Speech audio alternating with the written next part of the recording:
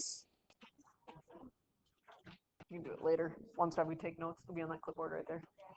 The past 2 days we've discussed the concept of congruence, and we've used that phrase, same shape, same size.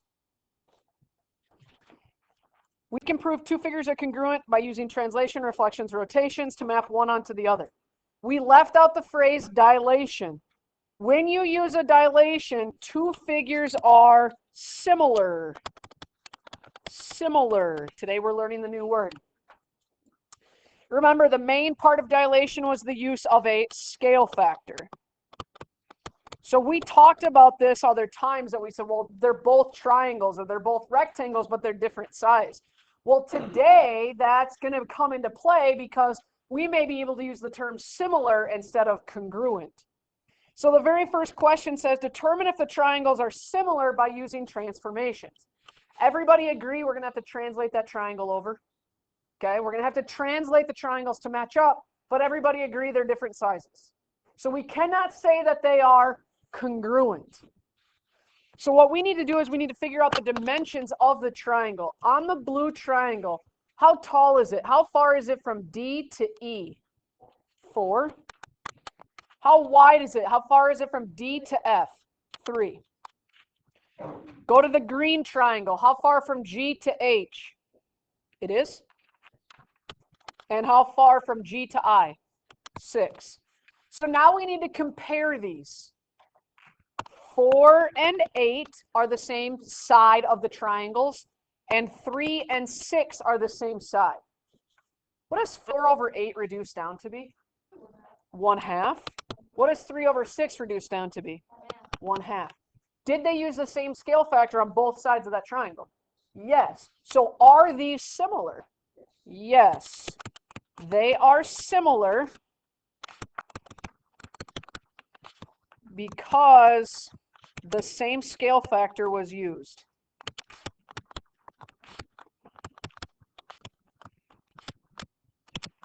Now, technically, could you have put 8 over 4 and 6 over 3 and gotten 2 over 1? Yes. Because they didn't tell us which one we started with or which one we ended with. So we could either translate, then dilate, or we could dilate, then translate. Either way on that. Try the next one on your own. Determine for me if those two rectangles are similar.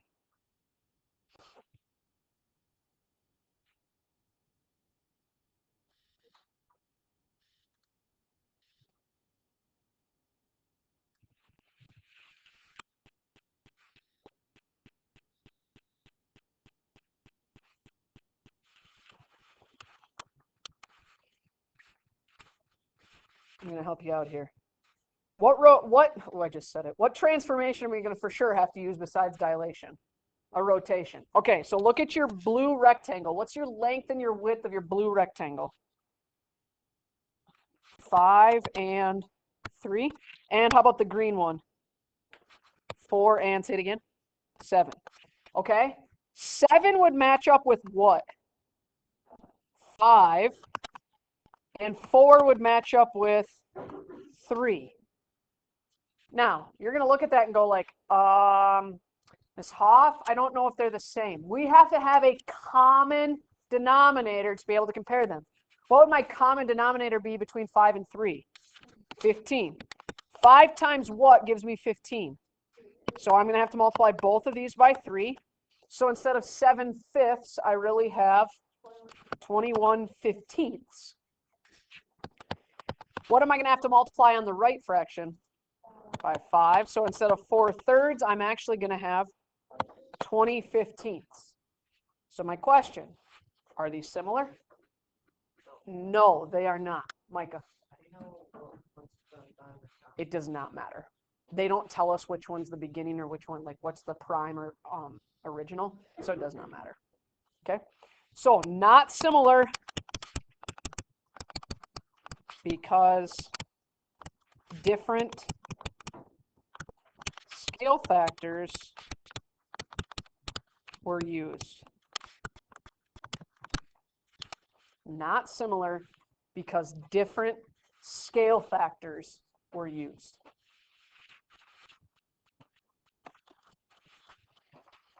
quick review, little grid on the bottom.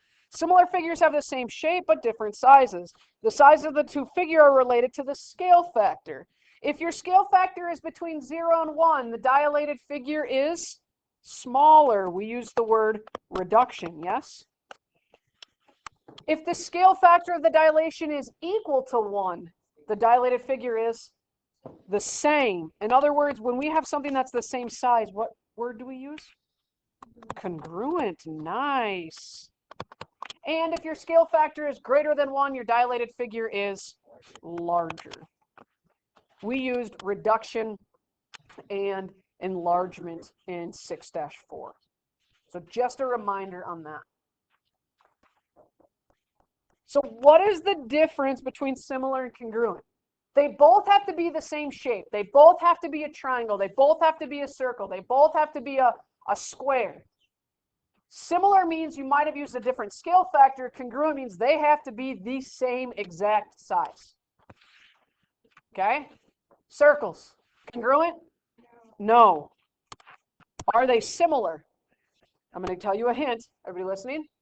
Circle to circle is always similar because you only have the radius to compare. Circle to circle is always similar. Circle to oval? No, they're two different shapes. Circle to circle is always similar. Middle one. Congruent? Yes. Similar? Yes.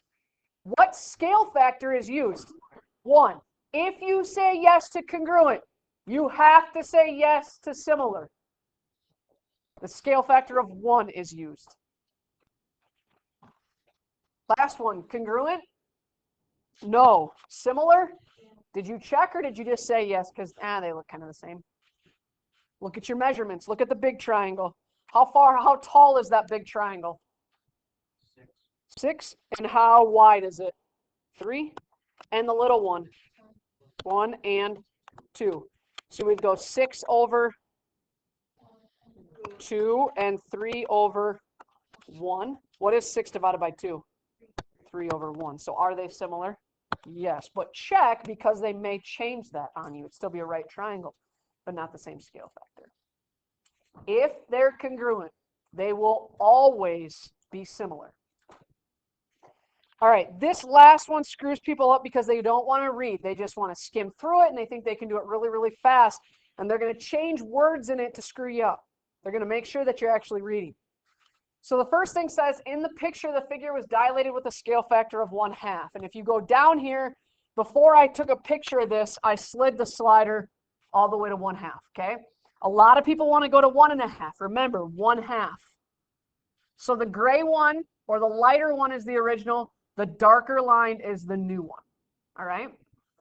So the very first blank says, the shortest side of the original figure is blank units. The shortest side of the original figure is 2. The original is this one, 2. Then the next blank says the shortest side of the final figure is 1. So at this point, you should have a 2 and a 1 here. Part B, this is the one that people screw up because they don't read. It says the shortest side is blank times, the shortest of the final is blank times the original. So final equals what times the original? Well, how long was the final, did we say? 1. We don't know what this number is. What was the original? 2. Earlier this year, when we had something that was an unknown, we put a variable in its place, right? So we could call this x because I don't know what that number is. So really we have 1 equals 2x. I'm just going to put the 2 in front just so we keep track of it, okay? How do I solve for x? Divide by 2. X equals 1/2. So you're telling me the final figure is 1/2 times the original. Makes sense to me. This would be 1/2. Read carefully on B. True or false, the original figure and the final figure are similar. True, you used that slider to make a new shape by dilating the whole thing. Congruent, exact same shape, exact same size. Similar, same shape, but you're going to use a scale factor. Sit still, we are not done. Okay? Yesterday I told you we're going to continue to spiral review things that from throughout the year that it's been a long time. You guys did pretty well with slope. It was frustrating at first until you're like, oh, duh, I have done this before. And that's why we're putting these things on here. So today, you may want to make yourself a little note. We're going to talk about the difference between rational and irrational numbers. Rational and irrational numbers. Anybody remember how I identify if a number is rational or if it's irrational? What do you think, Max?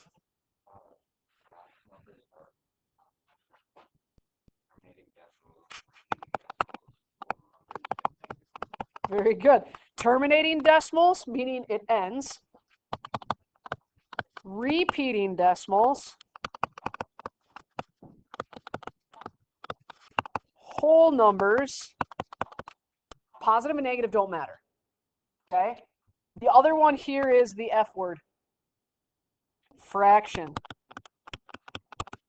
Any number that has a terminating decimal, a repeating decimal, it's a whole number or a fraction. Maybe we shouldn't say whole number. We should probably say an integer because it could be positive or negative, right? Positive and negative does not matter for rational and irrational. Okay? So what's irrational then? Pi. Pi is an example of it. What do you know about pi? It never ends. Is there any pattern to it? No. It's a crazy long decimal without a pattern. Pi is the most common one. Pi is the most common one. So today they're going to give you a list of numbers and you have to determine rational or irrational. Rational or irrational. Today, again, is a day I don't think you're going to have a lot of work to show me, so I am not requiring that you turn anything in. I ask that you do please finish this. If you want to sign up for the tie practice on Friday's enrichment day, the sign up is on the sideboard. The rest of the hour is yours to work. Yeah, it'll be